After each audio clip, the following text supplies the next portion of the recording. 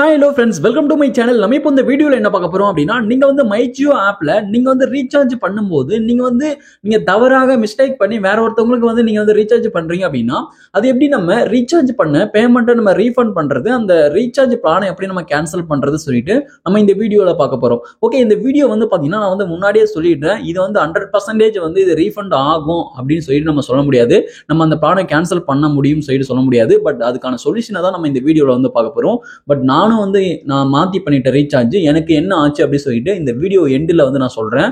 Okay, இப்போ நம்ம அதுக்கான சொல்யூஷன் வந்து பார்க்கலாம். அதனால இந்த வீடியோவை நீங்க ஸ்கிப் பண்ணாம பாருங்க. இது போல இன்ட்ரெஸ்டிங்கான நிறைய வீடியோஸ் நீங்க தெரிஞ்சுக்கணும் அப்படின்னா மறக்காம நம்ம சேனலை சப்ஸ்கிரைப் பண்ணிட்டு பெல் ஐகானை கிளிக் பண்ணி ஆல் செட் பண்ணிக்கோங்க. அப்பதான் நான் போடக்கூடிய அனைத்து வீடியோக்களும் உங்களுக்கு தொடர்ச்சியான நோட்டிபிகேஷன் வந்து சேரும். ஓகே, இப்போ வாங்க வீடியோக்குள்ள போகலாம். ஓகே, இப்போ நீங்க ஃபர்ஸ்ட் என்ன பண்றீங்க அப்படின்னா, உங்களுடைய கூகுள் குரோம் வந்து ஓபன் பண்ணிக்கோங்க. இப்போ நீங்க கூகுள் குரோம் ஓபன் பண்ணிட்டு இப்போ நீங்க நியூ டேப் வந்து ஓபன் பண்ணிக்கோங்க. ஓகே, இப்போ நான் வந்து நியூ டேப் வந்து ஓபன் பண்ணிட்டேன். இப்போ இதுல நீங்க என்ன சர்ச் பண்றீங்க அப்படின்னா, ஜியோ கஸ்டமர் கேர் சொல்லிட்டு நீங்க வந்து டைப் பண்ணிக்கோங்க. ஓகே, இப்போ நான் வந்து ஜியோ கஸ்டமர் கேர் சொல்லிட்டு நான் வந்து டைப் பண்ணிக்கிறேன். ஓகே, இப்போ நான் வந்து ஜியோ கஸ்டமர் கேர் சொல்லிட்டு நான் வந்து டைப் பண்ணிட்டு இப்போ நான் சர்ச் வந்து பண்ணிக்கிறேன். எனக்கு கீழே வந்து ஜியோ கஸ்டமர் கேர் அப்படின்றத கிளிக் பண்ணிட்ட பிறகு வந்து பாத்தீங்கன்னா நெக்ஸ்ட் வந்து உங்களுக்கு அந்த பேஜ் வந்து இப்படி இருக்கும்.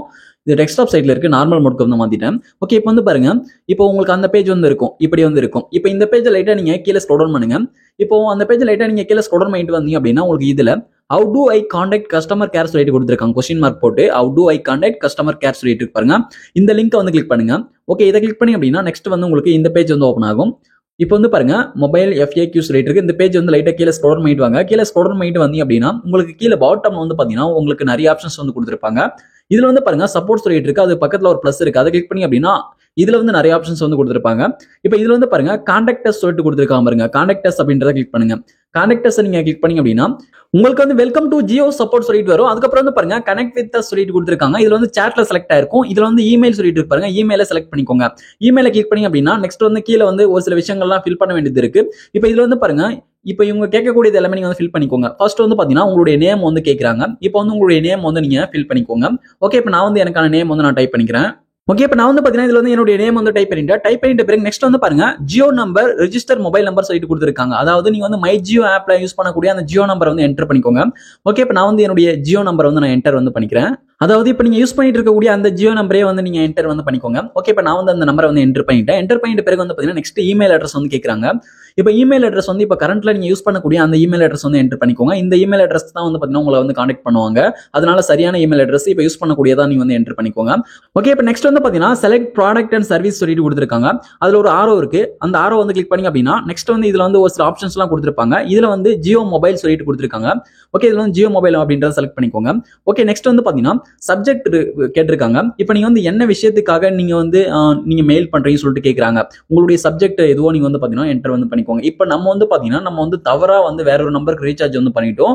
நம்ம வந்து அந்த பிளானை கேன்சல் பண்ணணும். அதுக்கப்புறம் வந்து பாத்தீங்கன்னா மணி வந்து நம்ம ரீஃபண்ட் வந்து பண்ணணும். அதுக்கேற்ற மாதிரி நம்ம டைப் பண்ணிக்கலாம். ஓகே, இப்போ நான் வந்து பாத்தீங்கன்னா recharge cancellation and refund recharge சொல்லிட்டு வந்து பாத்தீங்கன்னா நான் டைப் பண்ணிருக்கேன். இது போல நீங்க வந்து டைப் பண்ணிக்கோங்க. ஓகே, இப்போ நீங்க டைப் பண்ணி முடிச்ச பிறகு வந்து பாத்தீங்கன்னா நெக்ஸ்ட் வந்து பாருங்க describe your query or concern in detail சொல்லிட்டு கொடுத்துருக்காங்க.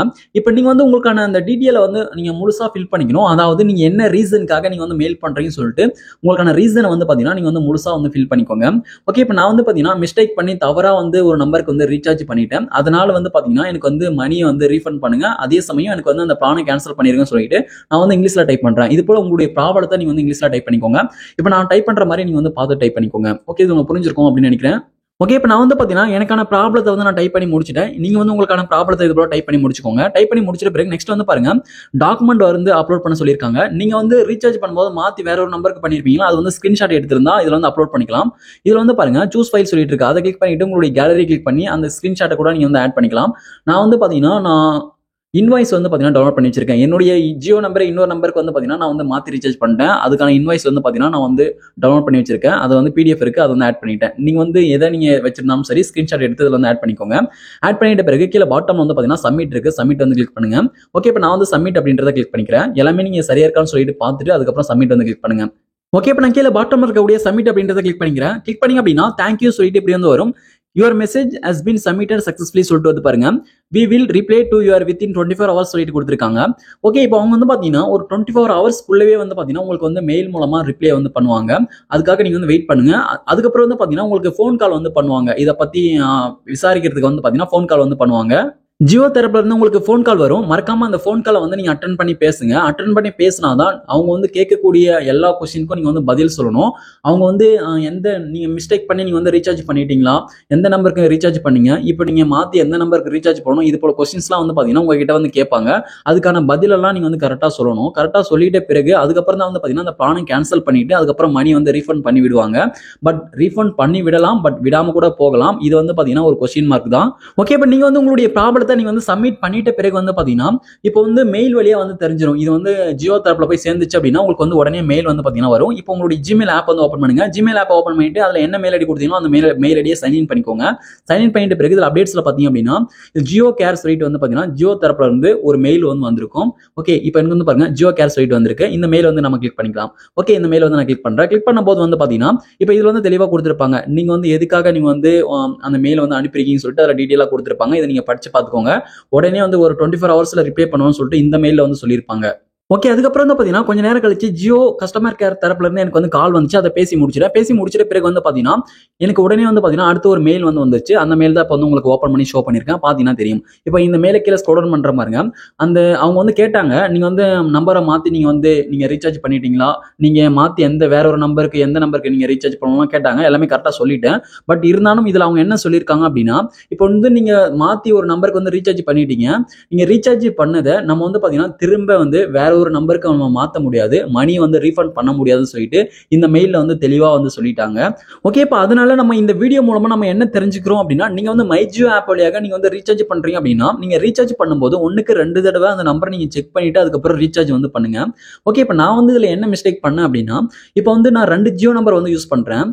இப்போ அதுல வந்து பாத்தீங்கன்னா ஒரு ஜியோ அக்கௌண்ட் வந்து பாத்தீங்கன்னா அதுல வந்து லாகின் பண்ணி வச்சிருக்கேன். ஆனா நான் யூஸ் பண்ற பர்சனலா யூஸ் பண்ணக்கூடிய நம்பர் வந்து பாத்தீங்கன்னா வேற. நான் வந்து அந்த அக்கௌண்ட் லாகின் பண்ணது வந்து பாத்தீங்கன்னா எனக்கு வந்து தெரியாது.